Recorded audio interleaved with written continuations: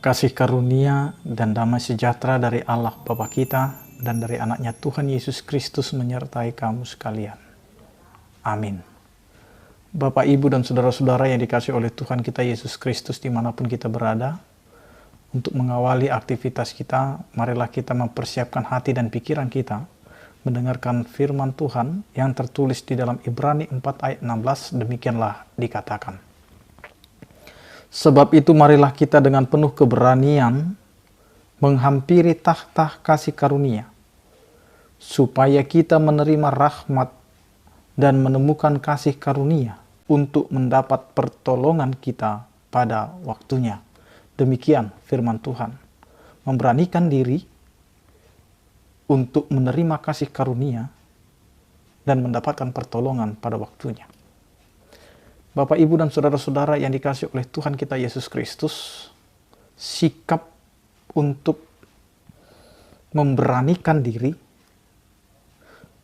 bukanlah suatu hal yang berjalan begitu saja. Tetapi orang yang mampu memberanikan diri mendekati takhta Allah berarti sudah mempersiapkan diri dalam ketotalitasan imannya kepada Allah. Di mana kehidupan kita yang dalam keberdosaan tidak akan bisa sampai kepada takhta Allah yang kudus jika kita tidak dibenarkan dan dikuduskan oleh Allah. Karena itu, kita semua dapat datang ke takhta Allah, menghadap takhta Allah, itu adalah karena kasih karunia yang telah kita terima sebagai orang-orang pilihan, sebagai orang-orang yang sudah diselamatkan, dan sebagai orang yang sudah diberikan kelayakan. Karena itu Bapak, Ibu, dan saudara-saudara yang dikasihi oleh Tuhan kita Yesus Kristus, hal ajakan untuk dapat memberanikan diri menghampiri takhta kasih karunia Allah, itu adalah karena kita mengenal Allah yang sudah memberikan kepada kita kelayakan karena kita mau beriman kepada Allah itu. Jika kita tidak menerima Allah sebagai buah iman kepercayaan kita, maka kita tidak akan dapat memahami kasih karunia Allah yang kita terima. Bapak, Ibu, dan saudara-saudara yang dikasihi oleh Tuhan kita Yesus Kristus, kasih karunia yang kita terima adalah buah daripada iman kita kepada Tuhan. Karena kita mau beriman kepada Tuhan, maka kita bisa menerima kasih karunia itu. Nah, kasih karunia inilah yang menjadi dasar kita untuk mendapatkan pertolongan pada waktunya. Karena kita akan meletakkan hidup kita, mempertaruhkan kehidupan kita hanya kepada Allah saja, sehingga apa yang kita sudah percayai, apa yang sudah kita imani, buahnya adalah pertolongan yang tepat pada waktunya. Segala sesuatu yang kita hadapi, segala sesuatu yang akan menjadi tantangan kehidupan kita, maka ajakan hari ini melalui firman Tuhan ini mengatakan, mari kita dengan penuh keberanian menghampiri takhta karunia.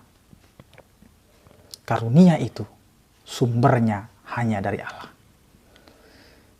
Kalau hanya Allah lah yang dapat memberikan kasih karunia itu, maka terimalah rahmat dan temukanlah kasih karunia itu di dalam Allah itu sendiri. Kita tidak bisa melakukan apa-apa tanpa kasih karunia Allah.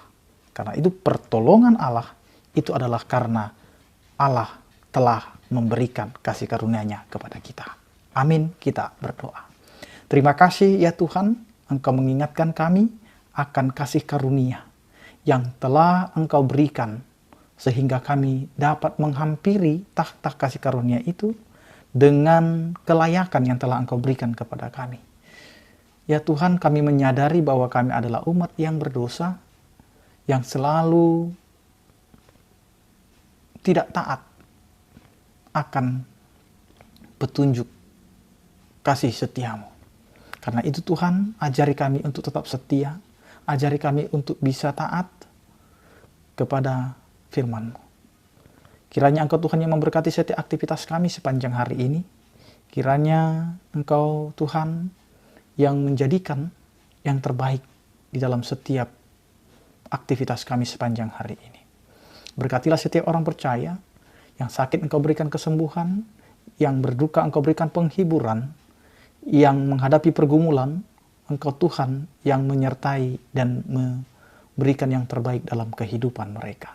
Terpujilah Engkau ya Tuhan di dalam nama anak Tuhan Yesus Kristus. Anugerah Tuhan kita Yesus Kristus, kasih setia daripada Allah Bapa dan persekutuan Roh Kudus, itulah yang menyertai kamu sekalian. Amin. Selamat beraktivitas, tetap menjaga protokol kesehatan, tetap setia pakai masker. Tuhan Yesus memberkati. Horas.